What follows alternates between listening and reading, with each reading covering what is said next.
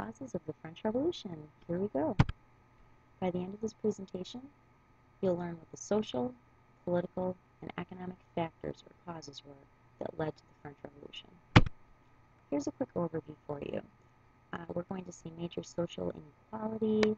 We're going to see how there was a long-term issue with the monarchy. There was a moral crisis, and there was also a power struggle, again, between, you guessed it, the nobles and the monarchs. There's also going to be new Enlightenment ideas that are going to affect the way that France thinks about society and politics, and of course, France is almost bankrupt, so that's going to be a problem. This is what French society looked like in the 18th century. The estate system was how they organized their social classes. So instead of saying middle class, upper class, they had the first, second, and third estate. Now, it's not what you might think. The first estate was made up only of clergy. Clergy is another word for people who work for the church. Now, the first estate had a lot of privileges and didn't really pay any taxes, but that didn't mean they were all wealthy. There were upper clergy, the very wealthy people who worked for the church, and then there was the lower clergy, people who were almost in poverty but were still part of the first estate because they worked for the church. As you can see here, they made up a very small percentage of the population, yet they still own like 10% of the land in France. And their privileges is that they are allowed to tax the people. This is called tithing, and it's founded in the Bible that people should pay 10% of what they earn to the church. And so based on that, if you were in the first estate, you were able to tithe or tax the people. Now, the second estate is not the middle class, as you might think, but it's actually the monarchy and the nobility. This makes up about 400,000 people, and they still own a quarter of the land in France. There are millions of people in France, so this is a very unequal distribution of land and wealth. They pay almost no taxes at all. Of course, the king doesn't pay any taxes. There are very few taxes paid by the nobles. Some of this includes tithing. Tithing is sort of optional for nobles at times. Their privileges include hunting, fishing. They own all of the means to produce bread and wine, and of course they can ask people to pay fees, okay, to use ovens and, I guess however it is that they make wine, whatever tools that they needed. They also charged fees for things just like settling disputes. So if you wanted to use the court system, just like today, you paid a fee, but it wasn't to the government, it was to the noble on whose land you were living, okay? They also got to wear swords, and they had a lot of social prestige. The third estate was virtually everybody else in society. Now, this is going to be very problematic. This is a main point. You might want to write this down. The third estate included everybody, including the middle class, aka the French would call it the bourgeoisie. The bourgeoisie are the white-collar members of society. They're lawyers, they're doctors, they're officials. It also includes merchants, people who are very wealthy, bankers. It also includes poor farmers and not so poor farmers. Just everybody who doesn't have a title and who is not part of the church gets lumped into this one term called the third estate. It includes 27.5 million people. At the time, France had the largest population in all of Europe, which means that most of the people living in France were treated unfairly compared to the first and second estate. Some of them own land. I mean, obviously some of them did because we have 65% of the land unaccounted for, if I did my math right there. Okay, they had to pay all the taxes. They paid a tax on salt, a tax on land, they tithed, they paid taxes to the church, and anything else really the nobles wanted to tax them for instance, law enforcement. They had no privileges whatsoever. They had absolutely no political representation. Remember, this is during the Enlightenment, where it's becoming very popular, thanks to John Locke and Rousseau, to have political representation. In addition to major social inequality, there was political legitimacy issues. There were, I should say, political legitimacy issues. Louis XV was the grandson of Louis XIV. You remember the Sun King, the divine rights monarch, who glorified yet almost bankrupted France with his extravagant spending on Versailles, the palace, and also on his many wars. Louis XV, his grandson, would have become king when he was 5, but obviously that's too young. So the Duke of Orleans was his regent, or sort of like a stand-in ruler, until he was of age. I'm not quite sure how old he needed to be. I'm sorry, I'll have to look it up. But in any case, the Duke of Orleans took over, and because he was a noble, like the Duke, he had a title, he was a noble, he's like, I think we should bring back some of those noble privileges. One of these noble privileges was that there were parliaments made up not of the people, but it was at least representation for the nobility. This is going to be problematic for Louis XV later because he's not going to want to share his power with the nobility, just like Cardinal Richelieu and Louis XIV, his grandfather, worked very hard to eliminate power from the nobles, at least politically. So he's in trouble. He's been handed this huge debt from his grandfather, and he himself gets into the War of Austrian Succession. You remember with Maria Theresa over in Austria, and then again, the 7 Years' War. Remember they're in sort of competition with Great Britain, and this is like a big problem, because now they're even more bankrupt.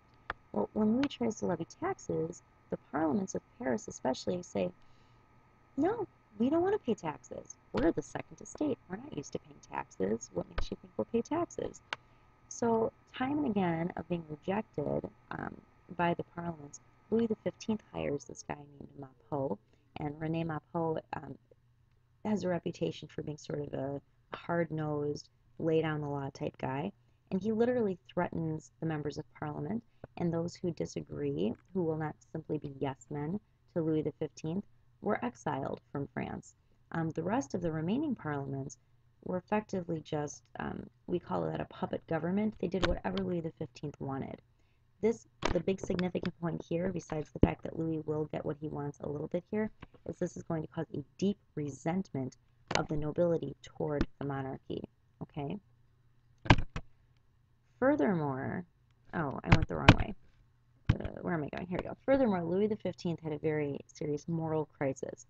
He was known as being kind of a player, and he's sort of like hooking up at this point with Madame Pompadour, who is a very well-respected and famous courtesan, or high-end prostitute, essentially.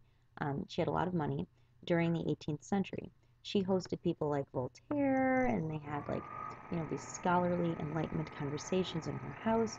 But he didn't just hook up with this high-end woman. People didn't care so much about that. They were like, oh well. Then he took it a step further, and he became involved very publicly with Madame du Barry, who was had nothing to do with any noble people at all. She was essentially just a prostitute. She was from the Third Estate, and people were just shocked and appalled that he would be involved with this lower-class woman, and it really took the sacred name of being king away. It sort of lowered him in the eyes of his people. Now, when Louis XV is no longer king, we come to Louis XVI. Louis XVI comes with good intentions, wants to glorify France, is a really sweet-natured man with very good intentions. We call him like a lovable blockhead. He wasn't quite the sharpest tool in the shed. He was quoted as saying, what I should like most is to be loved. Not gonna happen. Anyway, he dismissed Chancellor Maupeou because he wants to, he knows that everybody hates him, and he's like, yeah, I want to get off on the right foot with the French people. So he gets rid of Maupeou. That's a good start. He also dismisses Louis XV's financial advisor and promotes this guy Necker, who is going to oppose free trade. Just kidding.